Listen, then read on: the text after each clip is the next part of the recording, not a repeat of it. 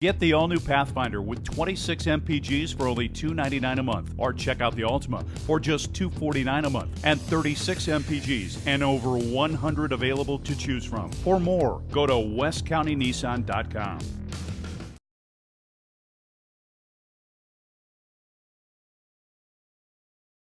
Shelby was saying he felt good today. Didn't even have a Charlie horse last night. No leftover soreness or anything.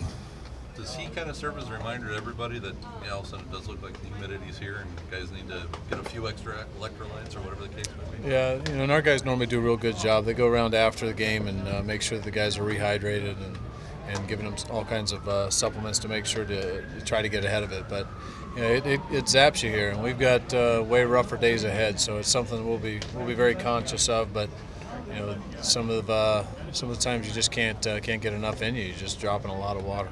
Mike, how was that for you when you were a player? I mean, were you just constantly down in water, constantly down in the Gatorade, trying to stay hydrated? Yeah, I had to. Unfortunately, you don't sleep well because you're up every hour on the hour. But yeah, I had to. I had to. See, you guys just got me kicked out of batting practice. We showed up when we were scheduled. What are you trying to say? That was a shot. I guess so.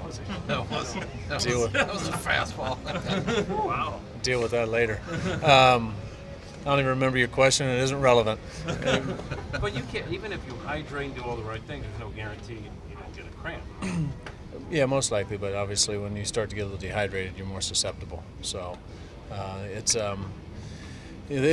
tough here, and I didn't realize exactly how hard it was until I remember going out to San Francisco, coming back here, and right in the middle of the summer, and you could hardly breathe, and you forgot about how hot it actually got here. We were all lining up for IVs before every game, and I think a lot of the visiting teams that aren't accustomed and used to this, that's kind of the measures you have to go to.